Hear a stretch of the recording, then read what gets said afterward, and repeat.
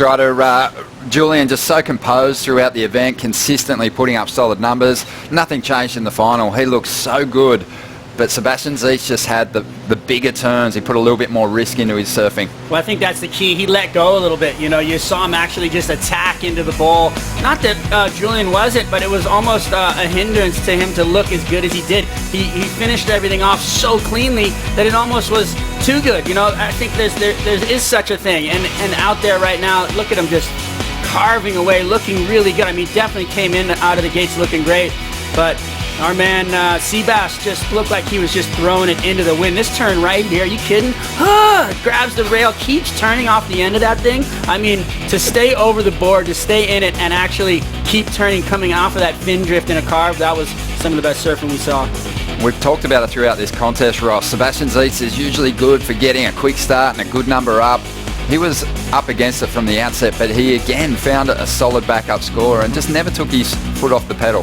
And it wouldn't be a heat without us kind of picking apart the scores. And I will say I thought Julian's first wave was a little bit higher. It should have at least matched Sebastian's wave. I thought Julian's carves were really heavy and legit. And so that aside, like you said, Sebastian had the better backup score, and that's not his MO. So it was so cool to see that. Tommy Witz has got to be psyched because he put together, well, what he did is he had a lot of patience. He waited forever for that backup score, and he got it done the same way with a lot of just throwing caution into the wind, pushing on those fins a little harder, and the judges loved it. Definitely, and both surfers ending up with a couple of excellent scores at the end of the exchange. Yeah, let's not forget how that thing started with both of the competitors at each other, like literally paddling over the back of each other, trying to get priority, trying to like secure the first wave of the heat. Who wanted it more? I mean, it just played out right in the beginning, and that was where it all the momentum was just on it. I just love the way that thing got started. Just teeth into it right away. Cool to see if we can get some visuals of that, because that's a great point, Strider, and that's what set